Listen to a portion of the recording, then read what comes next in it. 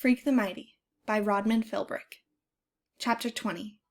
Freak the Mighty strikes again. Even a total goon like me knows you can't stop Killer Kane, but I go ahead and try anyhow. My hands are still numbed out, and I can hardly walk, so all I can do is sort of fall on top of him and try to shove him loose from her. I'm going, "Stop! I see you! Daddy, please stop! You're killing her!" He just twitches me away. He's made of iron and steel. He's gritting his teeth and squeezing her neck. You can see the white of her eyes, and she's not even trying to get away anymore. I try to get between them, and I'm going, "I saw you kill her! I saw you kill Mom! I never forgot, not ever! I know you did it! I know!" It's like I'm trapped underwater or something, so weak and floaty I can't hardly fight him, can't prise his fingers loose from my mother's neck, from Loretta's neck, because everything is mixed up, and he's doing the same thing to Loretta Lee he did to my mom, choking the life out of her. And he's got that same cold killer look because he wants her to die, like he wanted Mom to die, and nothing else matters except what he wants. I'm there in the dark, pushing at him. The light catches her eye, and I can see her looking at me. She's so far away, it's like I'm 4 years old again, peeking out from behind the bedroom door, and then running to bang my little fists at him while the light fades from her eyes. I can't get him loose of her, so all I can do is keep screaming. "I know you killed her. I saw you do it. You killed her, and I'll never forget, not ever." Finally, he jerks his head, and I can feel him looking at me, and then his hands open. Loretta slips away, and I can hear her breathing like a broken bird in the cellar dark. "What?" he says, reaching for me. "What did you say?" "I saw you do it," I say. "I saw you kill my mother." "You weren't but 4 years old," he says, and now his big hands are starting to curl around my neck, except he's holding me soft. I can feel his heart beating, and his cool breath in my face that makes me want to fall asleep. "You can't possibly recall that event," he says. "You think you can, but you can't." "I can," I say. "I do." "That's the poison they put in your mind, boy. They brainwashed you into thinking you can remember." He's pulling me close, holding me soft by the neck, and now I can feel the pulse in his hands. "They never talk about it," I say. "They don't have to, because I can't ever forget it, no matter how much I try." "No," he says, and his face is so close. I can feel the heat rising off him. "Impossible. You can't." "You were wearing your brown corduroy trousers," I say, talking so fast it makes me shake inside. "And the black t-shirt with no sleeves. I tried to stop you, but I couldn't, and you carried me back into my room and put me to bed and told me I was just dreaming. You locked me in that room, and I ran to the window and broke it with my hand and started yelling for someone to come and help Mommy." My father sighs and says, "Lord, I wish you hadn't done that, boy. It cost me years." "They caught you, Daddy, and they put you away forever. Except then you fooled them, and they let you go."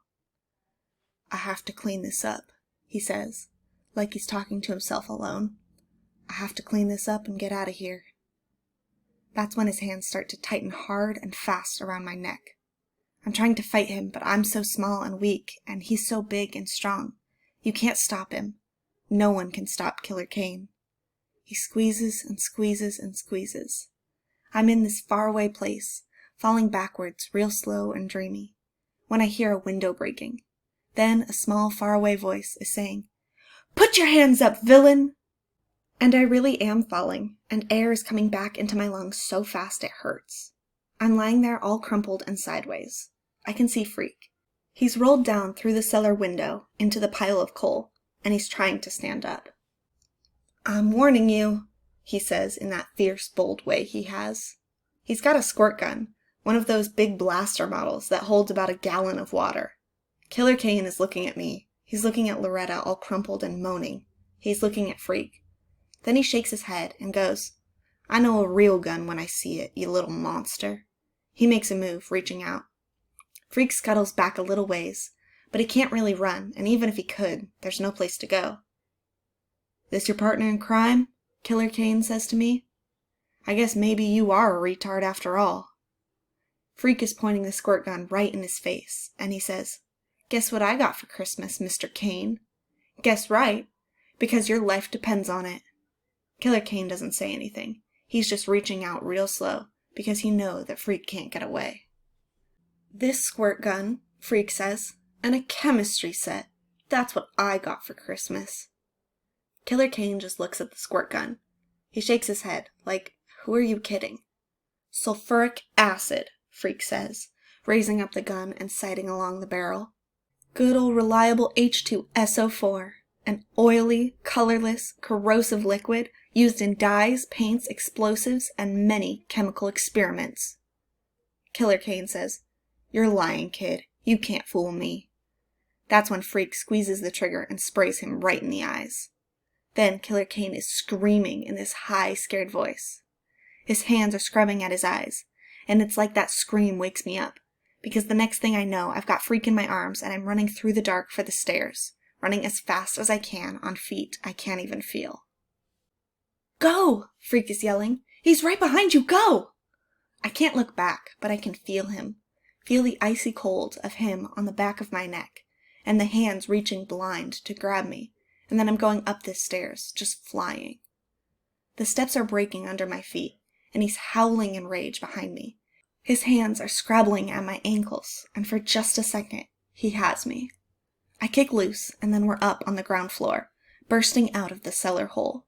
I can see daylight coming through the boarded-up plywood, and I cover Freak with my arms and just dive through that plywood. Wham! The sunlight blinds me, and we're skitter-rolling through the clean, cold snow. Hands are grabbing me, and I'm fighting to get away. "Easy," a voice says. "Take it easy, kid. You're okay." Iggy Lee. He's looking down at me with red eyes, and you can see where he's been chewing at his beard. I'm sitting there in the snow, squinting up at Iggy and all these cops. There must be a million cops. And Freak is laughing like a maniac and saying, "It worked! He fell for it! Soap and vinegar and curry powder. It worked like a charm." I don't understand what he's talking about right then. It's only later I figure out there wasn't any real acid in the squirt gun. It was just soap and vinegar and curry powder that made Killer Kane think his eyes were burning up. Killer Kane, who is still rubbing frantic at his eyes and begging for help when they put the handcuffs on him and shove him into the back of a police van. All I've got room to think about is poor Loretta. That's what I'm telling the cops, that she's down there in the cellar. I'm afraid that no one is listening, but they must be, because right away they're bringing her up out of the cellar, and Iggy is running to her and crying out her name. "She's still breathing," somebody says. Then Graham is shoving through the crowd of cops, and Grim is right behind her, and Gwen is there too, and everybody is making a big, sloppy fuss, especially Graham, who's hugging me so tight I can't hardly breathe. The fair Gwen is hugging Freak, and she's saying, "I told you to stay in that car, didn't I? Didn't I?" Freak, he's looking over her shoulder at me, looking over Graham's shoulder, and he gives me the thumbs-up sign as she carries him away.